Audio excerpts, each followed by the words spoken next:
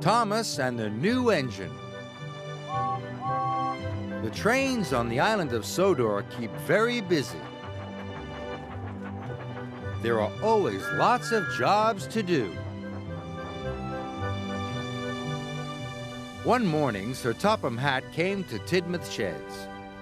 "A new engine has arrived on the island," he announced. "His name is Neville. You must all make him feel welcome. A happy engine is a useful engine." Later, Thomas was stopped at a signal. The signalman called down to Thomas. "The bridge ahead is unsafe. Thomas, you ought to collect a piece of ironwork so the bridge can be repaired." "Yes, sir," huffed Thomas. At the yards, Harry and Bert were with Neville, the new engine. Neville was a steamy, but he had a square body like a diesel.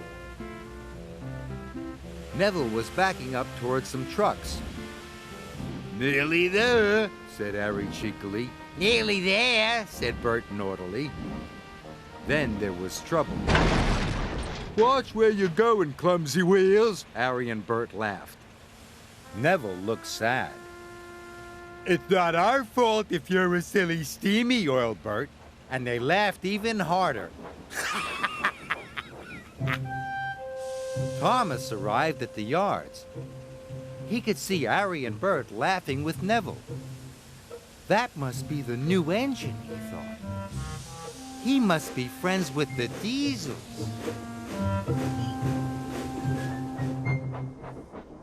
Thomas arrived at Knapford Station. "Have you seen the new engine yet?" asked James. "Yes," said Thomas, "but we'd better be careful. I saw him at the yards with Harry and Bert. They were laughing together." James was shocked. "A steamy, friendly with Diesels?" As Thomas left, Edward pulled in. "Have you heard about the new engine?" snorted James. And he started to tell Edward all about Neville. Later, Edward was taking on water. He was talking to Percy. "That new Stevie Neville is best friends with the Diesels," Edward puffed. "He doesn't want to be with Stevies at all." "How do you know?" peeped Percy. "James told me and Thomas told him," whistled Edward. Later, Percy met Emily at a red signal. "Don't go near Neville, the new engine," he told her. "The Diesels have told him to biff into steamies. Edward told me. James told Edward, and they heard all about it from Thomas." When Thomas arrived at Abbey Station, Sir Topham Hatt was there. "Thomas, you must warn all engines not to cross the bridge until it's repaired," he boomed. Thomas felt proud. It was a very useful job. Just then he heard a whistle. Someone was coming. Thomas had to warn them. It was Neville, pulling Annie and Clarabel. Thomas was shocked. Annie and Clarabel were his carriages. "Hello," puffed Neville cheerfully. "I'm not talking to you," Thomas huffed crossly. Neville didn't know what he had done. Then Emily pulled in next to Neville. "Hello," said Neville happily. Emily let out a whoosh of steam.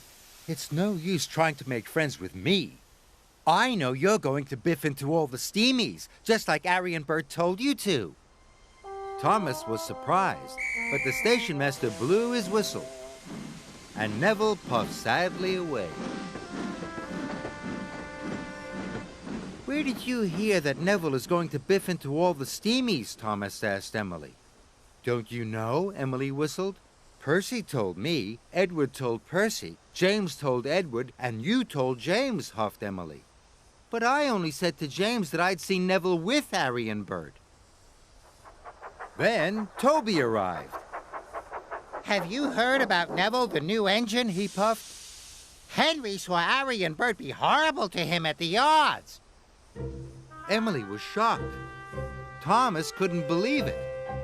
Neville wasn't friends with the Diesels after all. Where was Neville going, Emily tooted. Cinders and ashes, cried Thomas. Neville's heading for the broken bridge. I must stop him. Neville was speeding through the countryside as fast as he could. Suddenly, Neville saw a barrier on the track. He slammed on his brakes. But it was too late.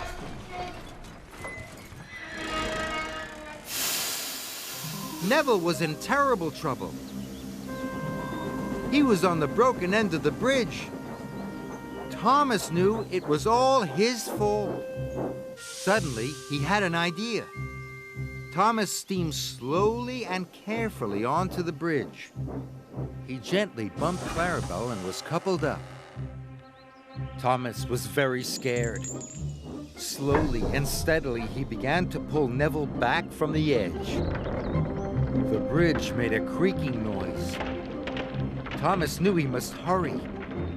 He pulled as hard as he could, and with one big puff, he pulled Neville's wheels off the bridge.